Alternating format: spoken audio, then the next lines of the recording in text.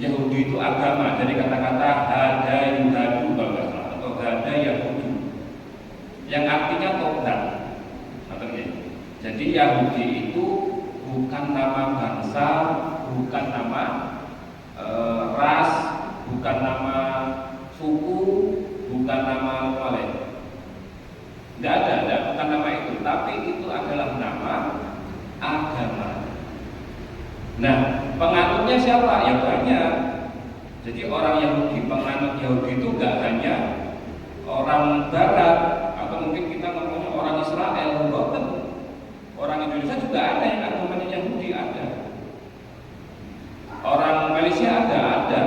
Padahal orang Jawa, orang Makassar, orang Bugis, orang Melayu, tapi agamanya Yahudi. Nah, jadi Yahudi itu agama. Terus Israel itu apa? Israel itu sebenarnya namanya Israel itu kan dari kata Israel namanya, yang artinya hamba Allah, atau kalau dalam bahasa Arabnya namanya Abdullah. Nah, Israel itu adalah gelar yang ditujukan atau yang diperuntukkan kepada Nabi Yakub alaihi salam. Itu namanya apa? Israel. Kalau Nabi Muhammad misalkan gelarnya apa? Al-Amin, yang terpercaya. Itu gelarnya. Tapi Israel itu adalah gelarnya Nabi Yakub alaihi salam. Nah, itu gelarnya Israel. Bani berarti keturunan Israel. Bani Israel berarti keturunan Israel. Berarti keturunannya Nabi Yakub alaihi salam. Jadi tidak sama gitu. Yahudi sama Israel itu tidak sama. Kalau Bani Israel itu adalah keturunannya Nabi Yakub. Kalau Yahudi itu nama agama. Di Quran pun disebut Yahudi. Kalau Kristen disebut Nasrani, karena memang nama agama itu, bukan nama ras atau suku. Belantar doa angkal Yahudi walan Nasoro kan makanya ayatnya gitu. Makanya itu nama agama. Apakah sekarang negara Israel itu adalah Yahudi? Ya tidak semua. Tidak semua itu beragama Yahudi. Cuma di sana itu kumpul keturunan Bani Israel itu kumpul di sana. Yang mau kumpul, yang tidak mau kumpul banyak. Orang yang beragama Yahudi di Yaman itu banyak yang nggak mau ke Israel pas ketika buat negara Israel itu tidak mau, karena yang buat negara Israel kan orang Barat. Nah, Yahudi seluruh dunia dipanggil ke situ. Orang-orang yang beragama Yahudi dipanggil ke situ. Ayo kita sudah buat negara sendiri ini. Nah, akhirnya apa? Ketika di situ, kok ternyata yang menguasai orang Barat. Pakai celana pendek, nggak pakai jilbab, terus mabuk, terus pesta malam. Yang di Yaman nggak gitu, yang di Yaman ya pakai cadar, pakaiannya gamis sama kayak orang Islam. Nah, akhirnya nggak mau kalau begini ya nanti anak cucu saya ya jadi tidak baik menurut orang Yahudi di Yaman. Akhirnya balik lagi, tidak mau tinggal di negara Israel. Jadi gitu ya. Kadang kita bingung antara Yahudi, Israel, Zionis, macam-macam ya. Tapi ini pembahasannya panjang. Yang utama itu kita tahu posisinya masing-masing, bahwa Yahudi itu nama agama dan Israel itu gelarnya Nabi Yakub. Berarti Bani Israel adalah keturunannya Nabi Yakub alaihi salam. Apakah semua Bani Israel agamanya Yahudi? Tidak semua Bani Israel itu agamanya Yahudi. Orang Yahudi beragama Islam, salah malih itu. Terus penting, dia beragama Yahudi terus beragama Islam kan aneh kan gitu. Itu sekedar pengetahuan. Jadi sampai sekarang orang Yahudi itu tidak tahu nama asli Tuhannya siapa. Loh kenapa? Karena Allah menutup hati mereka dari mengetahui namanya. Lo kan tahu namanya Allah dari Nabi, dari siapa? Dari Al-Quran. Lo mereka tidak percaya Al-Quran. Kata Nabi. Buktinya orang Kristen tahu kalau Tuhannya itu Allah, kan ngerti ya? Tuhannya dinamakan Allah. Walaupun tiga, tapi ada Allahnya. Orang Islam Allah.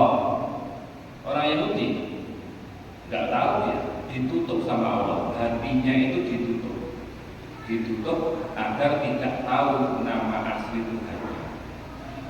Padahal orang Yahudi itu ya sholatnya sama, puasanya sama, percaya kepada malaikat, neraka, surga, siksa kubur, itu mereka percaya. Tapi dia tidak percaya sama Nabi Muhammad. Cuma satu itu kok.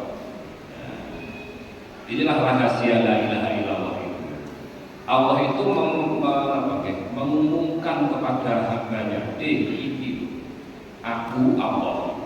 Tidak ada Tuhan selain Allah. Dikasih tahu sama Allah. Tapi orang Yahudi tidak mau. Karena ya mereka tetap sombong. Tidak usah kita lihat kekejamannya ya. Anak kecil dibunuh, dibom, apa lagi? Rumah sakit dibom dan segala macam. Nabinya saja dibunuh, apalagi cuma anak kecil sama wanita. Karena itu kan dibunuhin nabinya. Dari Nabi Zakaria, Yahya, Ilyasa, sampai Nabi Isa. Itu dibunuh semua. Nabi Isa nggak dibunuh ya, tapi difitnah. Wa afdhalud du'ai alhamdulillah, dan sebaik-baik doa itu alhamdulillah. Maksudnya apa di sini? Ternyata untuk meminta kepada Allah, untuk kita doa itu kan minta.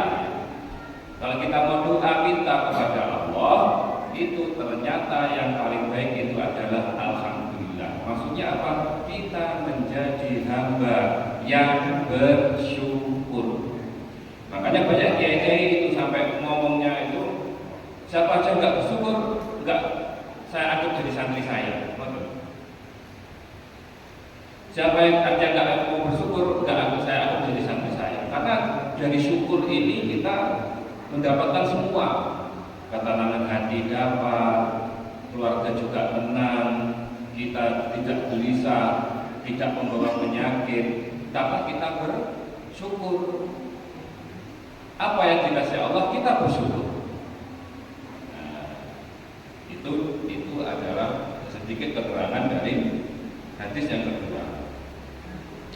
Kemudian kata Nabi sallallahu alaihi wasallam, qala Allah Ta'ala, la ilaha illallah kalami wa ana huwa.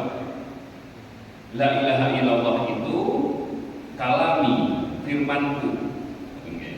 Iki ngapunten nggih lek ra dijlimet nggih.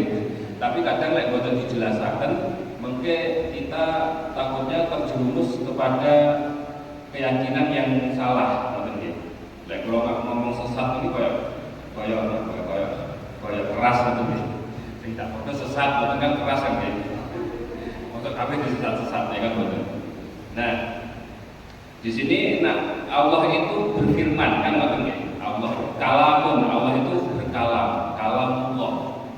Allah itu kalau bahasa kasarnya gitu, Allah itu bercakap-cakap kan gitu. Cuman kalau bercakap-cakap itu kan makhluk Allah, makhluknya. Nah, Allah itu tidak bercakap-cakap seperti makhluknya. Pun banget. Jadi kita nggak ada di bayangan peneliti itu tentang pikiran kita itu bahwasanya Allah itu bercakap-cakap, berarti punya lidah, punya pita suara, punya apa namanya? Gigi, betul ya? Punya langit-langit, punya bibir. Akhirnya apa? Nganggapnya Allah, tapi Allah punya bibir, tapi bibirnya nggak sama dengan manusia. Itu masalah itu. Itu yang nggak boleh, betul ya? Yang nggak boleh itu. Berarti Allah punya lidah. Coba kita nggak punya lidah, berarti kan nggak bisa ngomong kan, betul ya? Nah, berarti Allah punya lidah. Nah, karena kita nganggapnya berbicara itu seperti makhluk berbicara. Kira-kira apa ya? Kira-kira hewan itu berbicara betul?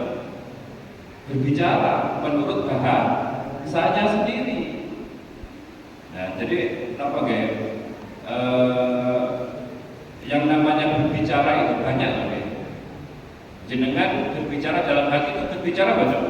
Berbicara ada wujudnya? Tidak ada kan? Gremeng dalam hati apa namanya yang gremeng ya? Suara hati ada suaranya kan buatan ya? Ada yang bergerak di dalam hati? Tidak ada. Ada huruf-hurufnya ada? Tidak ada. Nah itu. Jadi yang namanya Allah itu berfirman bukan berarti Allah itu bercakap-cakap ngomong seperti manusia dengan perangkat lidah, pita suara, udara, apa namanya, dan lain sebagainya. Nah, nah kita lanjutkan. La ilaha illallah kalami. Bahwasanya la ilaha illallah itu adalah kalami. Kalami itu firmanku atau ucapanku. Wa ana huwa, dan aku memang begitu maksudnya memang aku yang berhak disembah, itu maksudnya gitu. Man qalaha dakhala hisni, barang siapa yang mengucapkan la ilaha illallah masuk ke dalam perlindunganku.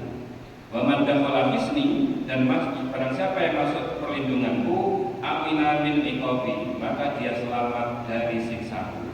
Nah, makanya di sini ulama Ahlussunnah wal Jamaah itu tidak mengkafirkan atau istilahnya menganggap keluar dari Islam jika orang sudah mengatakan la ilaha illallah, walaupun orangnya tidak sholat, walaupun penuh dengan maksiat, tidak pernah puasa, selama dia tidak mengingkari kewajiban sholat itu. Dan ingkar berarti sudah tidak mau lagi berarti. Ingkar itu tidak percaya. Kamu Islam, KTP-nya mana? Ini, oh Islam. Kamu sholat? Enggak. Nah, ditanya, kenapa tidak sholat? Aku tidak percaya sholat. Nah, itu berarti aslinya tidak Islam. Mau termasuknya gitu. Tapi kalau ditanya, kamu Islam, KTP Islam, kok nggak sholat? Kenapa? Ya malas. Nah, itu masih selamat. Ya mampu merokok sebentar lah ya. Dimasukkan mesin cuci dulu sebentar, dibuka, nanti masuk surga. Tapi kan lamanya nggak tahu berapa. Nah itu maksudnya kalau kita mengatakan la ilaha illallah itu masuk dalam perlindungannya Allah. Barang siapa yang masuk perlindungannya Allah, maka dia selamat dari siksanya Allah. Waqala Nabi sallallahu alaihi wasallam, dan Nabi sallallahu alaihi wasallam bersabda, "Addu zakata abdanikum bi qouli la ilaha illallah." Tunaikanlah zakat badan kalian itu dengan zikir la ilaha illallah. Jadi zakat badan itu tidak hanya zakat fitrah gitu.